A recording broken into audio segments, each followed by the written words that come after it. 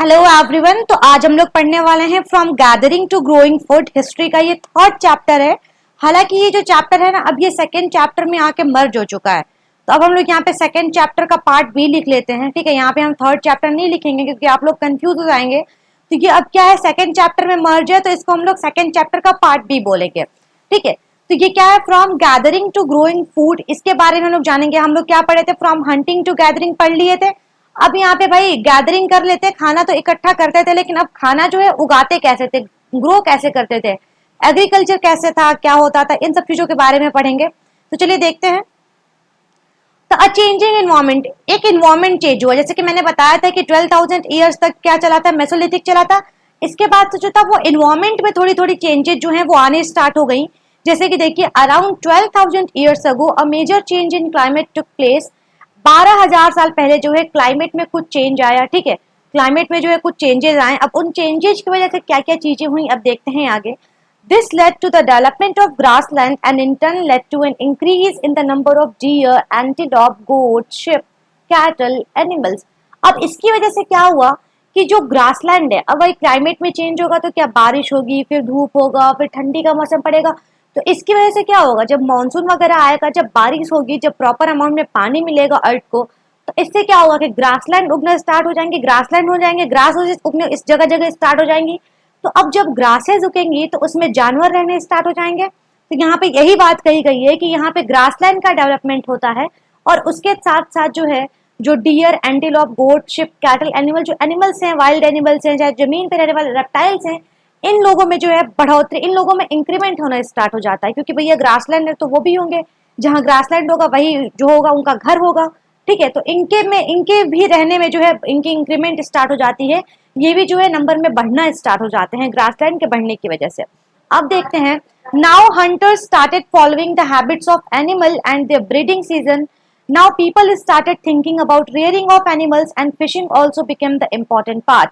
अब क्या हुआ, हंटर्स ने क्या किया, हैबिट्स को, जानवरों के हैबिट को पढ़ना स्टार्ट किया। अब देखो ग्रासलैंड में वो रहने लगे हैं, तो अब क्या करेंगे भाई, खाने के लिए तो कुछ ना कुछ चाहिए। तो अब जो मैन थे उस टाइम के, जो अर्ली मैन थे, उन्होंने क्या किया कि अब जो एनिमल्स थे उनकी हैबिट को देखना स्टार्ट किया कि देखेंगे कब खाते हैं, कब सोते हैं, कब रहते हैं, कौन से टाइम पे जो ये बच्चे पैदा करते हैं। ठीक है, तो उनकी हैबिट को ये धीरे धीरे पढ़ना स्टार्ट किया। अब हैबिट को पढ़ेंगे तो क्या होगा, वो उसको अगर पालना भी चाहेंगे, उसको अपने पास जो है रख के जो है ब्रीडिंग भी कराना चाहेंगे, तो इससे क्या होगा, एक उनके खाने का भी तरीका बढ़ जाएगा। भाई खा भी सकते हैं, कुक्ड मीट भी खाते थे, बता चुके हैं आप लोग को, या फिर रॉ मीट भी खाते थे। रॉ मीट तो पैलेयोलिथिक टाइम पे था, लेकिन कुक मीट भी अब खाना स्टार्ट कर चुके, तो वो तो उनके खाने का एक सोर्स भी बन जाएगा। तो अब क्या कहते हैं, हंटर्स जो थे, मतलब कि जो अर्ली मैन थे, वो क्या करने स्टार्ट कर देंगे, अब उन लोगों को जो है कॉन्टिन्यूस देखना स्टार्ट कर दिए, कॉन्टिन्यूस उनके हैबिट्स को फॉलो करना स्टार्ट कर दिए। अब जब वो लोग हैबिट्स को फॉलो करेंगे तो क्या होगा, उनके बारे में जानेंगे कि क्या कब कौन से सीजन में ब्रीडिंग होती है, कब जो है ये लोग खाते हैं, कहाँ कब जो है कहाँ माइग्रेट करते हैं। तो इनके बारे में जो है ये सब पढ़ना स्टार्ट कर दिए। तो देखते हैं आगे, बिगिनिंग ऑफ फार्मिंग एंड हडिंग। अब देखिए, फार्मिंग और हडिंग जो है शुरुआत होने लगा। अब जैसे जैसे क्लाइमेट चेंज होगा, जैसे जैसे ग्रासलैंड होंगे, तो अब लोग क्या करेंगे, अब क्लाइमेट चेंज हो रहा है, ग्रासलैंड, तो अब लोग क्या करेंगे, अनाज उगाना स्टार्ट करेंगे। तो अनाज उगाएं और उसके साथ साथ हर्डिंग, अब जानवरों का पालना, अब जो है ग्रुप ऑफ जानवरों को जो है पालना स्टार्ट कर दिया। अब देखते हैं कैसे ये स्टार्ट हुआ, जरा जानते हैं। तो grain bearing grasses like wheat, barley and rice grew naturally in different parts of the subcontinent।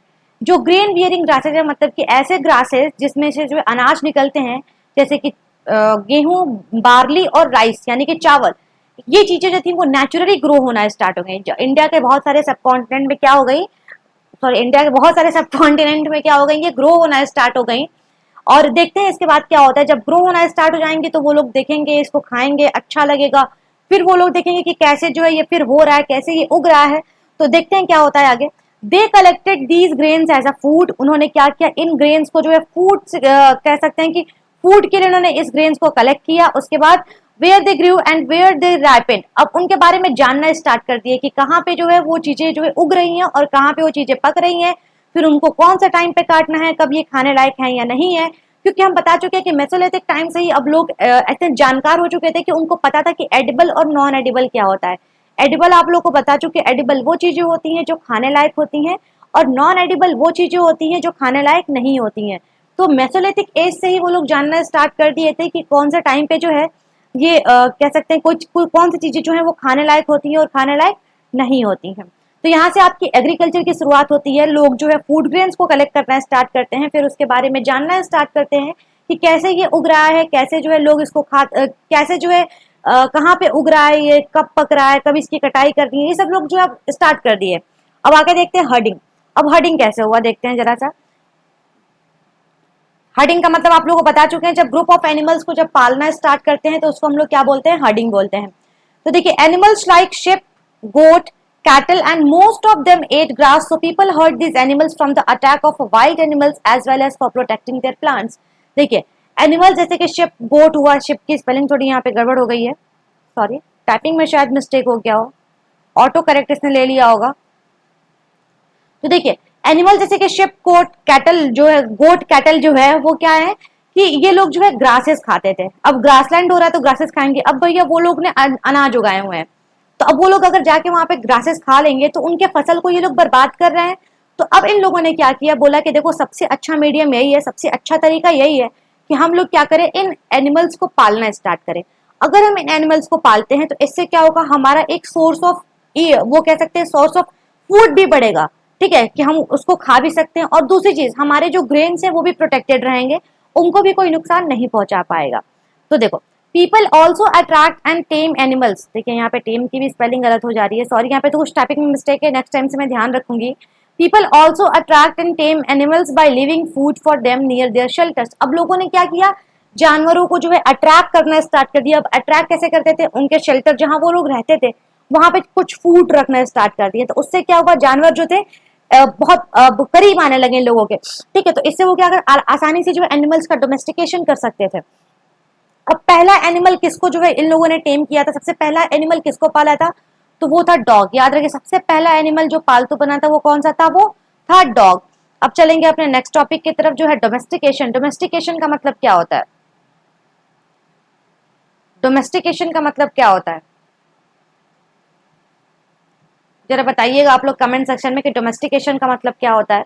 अपने मन से आप लोग अभी इससे पहले डोमेस्टिकेशन का मतलब क्या समझते थे। तो देखिए डोमेस्टिकेशन का मतलब होता है कि आप उस प्रोसेस को फॉलो करें अपनी नीड के लिए, ठीक है। तो दो चीजों का डोमेस्टिकेशन होता था, एक प्लांट्स का होता था, एक एनिमल्स का होता था। प्लांट्स जो थे वो डोमेस्टिकेट किए जाते थे ताकि वो लोग उससे खा सके। तो प्लांट्स कौन कौन से प्लांट्स जो थे वो डोमेस्टिकेट किए जाते थे, तो सबसे पहला तो देखिए वो प्लांट्स डोमेस्टिकेट किए जाते थे जो सबसे ज्यादा पैदावार दे, विच गिव्स लार्ज यील्ड, मतलब कि थोड़ा सा बोए तो इतना ज्यादा निकले, ठीक है।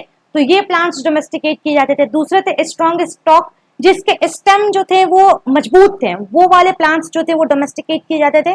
और तीसरा है seeds that can be preserved, ऐसे सीड्स जिसको हम लोग जो है प्रिजर्व करके रख सकते हैं और फिर हम उसका प्री यूज कर सकते हैं, ठीक है, फिर हम उसको बो सकते हैं जिससे अनाज उगे। तो वैसे जो प्लांट्स थे उनको डोमेस्टिकेट किया जाता था। अब एनिमल्स कौन से डोमेस्टिकेट किए जाते थे, तो अब अगर एनिमल्स की बारी आती है तो those animals were domesticated which are not prone to disease. वो सारे एनिमल्स को डोमेस्टिकेट किया जाता था जिनको बीमारी नहीं होती थी, ठीक है। अगर जिनको बीमारी होती थी तो ये इससे क्या होता था कि अगर जानवरों को बीमारी होती है तो वो अगर इंसान के साथ रहते थे तो उनको भी बीमारी फैलने का डर हो सकता है। तो इस वजह से जो है उन जानवरों को डोमेस्टिकेट किया जाता था जिनको बीमारियां जो थी वो बहुत कम होती थी। अब चलते हैं अपने नेक्स्ट टॉपिक की तरफ जो है बुरजाहम। एक साइट है जिसके बारे में बताया गया है। अब उस साइट के बारे में देखते हैं कि सबसे पहला साइट जो था वो मिला था, ये बुरजाहम जो है जम्मू कश्मीर में। जरा आपको दिखा देते हैं हम, यहाँ पे मैप होगा हमारे पास, देखिए ये हमको जो है नियोलिथिक साइट मिली हुई है। ये रहा हमारा बुरजाहम, आप लोगों को दिख रहा होगा यहाँ पे हमारा बुरजाहम। तो बुरजाहम में जरा देखते हैं क्या क्या पाया गया है, चलिए जरा देखते हैं, स्टार्ट करते हैं। तो बुरजाहम में देखिए, बुरजाहम में क्या पाए गए हैं, पिट हाउसेस पाए गए हैं, पिट हाउसेस पाए गए। अब पिट हाउसेस कैसे होते हैं, यहाँ पे आप लोगों को एक पिक्चर दिख रही होगी, ऐसे जमीन के अंदर गड्ढा खोद के वहां पे घर बनाना। और ये स्पेशली जो है ठंडी के टाइम में बहुत आरामदेह होता है, क्योंकि ठंडी के टाइम में जब जमीन के अंदर ये लोग अब रहते हैं तो वहां पे गर्मी होती है, ठीक है। तो ये उन लोग के लिए बहुत ज्यादा कंफर्टेबल था। तो बुरजाहम में पिट हाउसेस पाए गए हैं, हर्ट्स पाए गए हैं, झोपड़ियां पाई गई हैं। उसके बाद एक cooking hearth both inside and outside.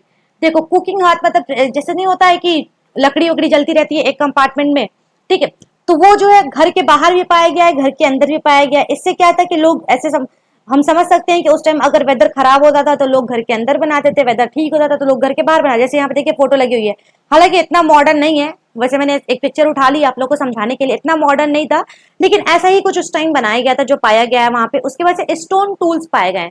अब स्टोन टूल्स जो थे वो कैसे थे, पॉलिश थे, कटिंग एज थे जिनके, ठीक है। तो अब देखते हैं यहाँ पे स्टोन टूल की अगर बात हो रही है, तो अगर हम लोग पैलियोलिथिक टाइम पे देखें स्टोन टूल जो था वो हमारा इतना ज्यादा एडवांस नहीं था। लेकिन अब ये जो टाइम है, इस टाइम में न्यूलिथिक टाइम अभी हम लोग पढ़ रहे हैं, तो न्यूलिथिक टाइम में जो हमारा स्टोन एज है वो बहुत ही ज्यादा एडवांस है। तो बहुत ही ज्यादा क्या मतलब कि एडवांस्ड है वो। तो पॉलिश्ड स्टोन टूल मिले हैं इस टाइम के, जो उनके एज जो है वो बहुत ज्यादा नुकीले हैं, वैसे स्टोन टूल मिले हैं हम लोगों को। उसके बाद से है motors and pastels use for grinding grains. Motor and pastel जो हम लोग बोलते हैं ना, ओखली बोलते हैं, जो गाँव में रहता है, जिससे हम लोग ग्रेन्स को कूटते हैं। तो ये चीजें मिली हुई हैं, जिसका यहाँ पे मैंने एक पिक्चर भी लगाई हुई है, ये मिला हुआ है। इसके बाद से अर्थन पॉट्स, मिट्टी के जो है घड़े मिले हुए हैं, जिसको डिजाइन भी किया गया है, उसको कल डेकोरेटेड भी किया गया, अलग अलग उस पर डिजाइन बनाए गए हैं। तो ये चीजें मिली हैं। उसके बाद से जो है क्लोथ्स भी मिले हैं, कपड़े भी मिले हैं जो कॉटन से बनाए गए हैं, वो कपड़े भी मिले हुए हैं बुरजाहम में। याद रखिएगा कि बुरजाहम में एक हमारा साइट्स है जो जम्मू कश्मीर में प्रेजेंट है, और यहाँ पे हमको क्या क्या चीजें मिली हुई है, पिट हाउसेस मिले हुए हैं, हर्ट्स मिले हुए हैं, अर्थन पॉट्स मिले हुए हैं, क्लोथ्स मिले हुए हैं, मोटर्स एंड पेस्टल्स मिले हुए हैं, और स्टोन टूल्स मिले हुए हैं। ठीक है, अब आगे देखते हैं मेहरगढ़। अब मेहरगढ़ साइड के बारे में पढ़ते हैं। अब देखते हैं मेहरगढ़ कहाँ है, जल्दी जल्दी देखते हैं, मैप पे जल्दी आइए, ढूंढिए मेहरगढ़ कहाँ है।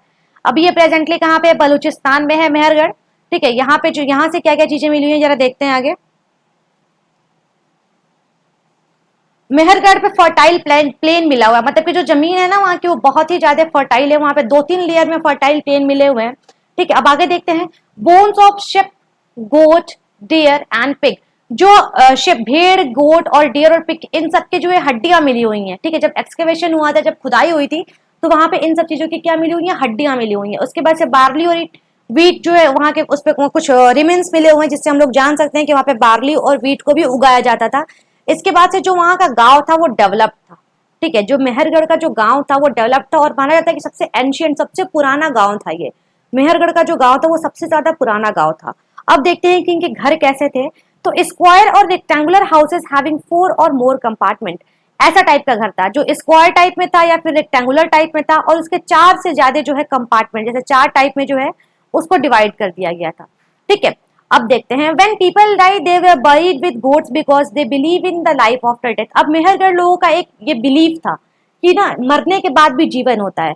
तो अब ये कैसे पता चला, यहाँ पे आप लोग ये पिक्चर देख रही हैं, तो यहाँ पे नीचे जो है स्केलेटन है, और इसके बगल में जो है उसका जो है उसके जो गोट्स हैं उसको दफना दिया गया, मतलब इंसान के साथ उसके गोट को दफना दिया गया है, क्योंकि वो बिलीव करते थे कि इंसान के मरने के बाद भी जीवन होता है, और गोट जो होगा वो जब दूसरा जन्म लेगा तो गोट उसके साथ रहेगा, ताकि वो जो है उसको कंज्यूम कर सके। आई बात समझ में? तो मेहरगढ़ का बिलीफ समझ में आ गया, मेहरगढ़ में क्या चीजें मिली है ये समझ में आ गया आपको। अब चलेंगे नेक्स्ट टॉपिक में। हाँ, एक और चीज, ये जो आपको हम बता रहे हैं ये आप ही के बुक के कुछ इंपॉर्टेंट पॉइंट्स हैं। ये सारे पॉइंट जो होंगे अगर आप अपनी बुक में लाइन वाइज पढ़ेंगे तो आपको मिल जाएंगे। हालांकि कुछ लोगों के रिक्वेस्ट ये आए हुए हैं कि मैम आप बुक के लाइंस पढ़ाइए, यानी कि आप नोट्स मत बनाइए। तो अब हम कोशिश करेंगे कि आगे से नेक्स्ट या फिर नेक्स्ट चैप्टर, जो मैंने नोट तो बना लिया वैसे, आखिर उस 2-3 चैप्टर के बाद मैं बुक से ही कंटिन्यू करने वाली हूँ। ठीक है, आगे चलते हैं। यहाँ पे आपको दिख रही है इंपॉर्टेंट साइट्स, जैसे बुरजाम हो गया, मेहरगढ़ हो गया, भीमबेटका हो गया, ये आपको दिख रहा है, कोल्डीवा, चिरांकी, ये सब आपको जो है ये इंपॉर्टेंट साइट्स को दिख रहा है। यहाँ पे ये जो है मेसोलिथिक, जो ऐसे स्क्वायर टाइप में, वो न्यूलिथिक साइट है, आप सबको दिख रही है यहाँ पे। चलिए आगे देखते हैं। यहाँ पे देखिए इंपॉर्टेंट साइट्स से जो है क्या क्या चीजें मिली हुई है जरा देख लेते हैं। तो देखिए बुरजाहम से क्या मिला हुआ है, तो बुरजाहम से वीट मिला हुआ है, लेंटिन मिला हुआ है, डॉग मिला हुआ है, कैटल, शिप, गोट, इन सब के बारे में बताया गया है। इसके बाद से मेहरगढ़ साइड से क्या मिला हुआ है, वीट, लेंटिन एक टाइप का दाल होता है, आप सबको पता है। इसके बाद से डॉग, कैटल, शिप, गोट, बुफेलो और ब्यूरियल साइट्स मिले हुए, जैसे मैंने बताया आपको कि मरने के बाद जो लोगों को दफना दिया जाता था उनकी बकरी के साथ। ठीक है, आगे देखते हैं कि आंध्र प्रदेश एक हल्लोर नाम का एक साइट है, जरा देखें हल्लोर कहाँ पे है, मैप में जरा देखा जाए। यहाँ पे आपको हल्लोर दिख रहा है, ये आंध्र प्रदेश में है। तो यहाँ पे क्या मिला हुआ है जरा देखते हैं।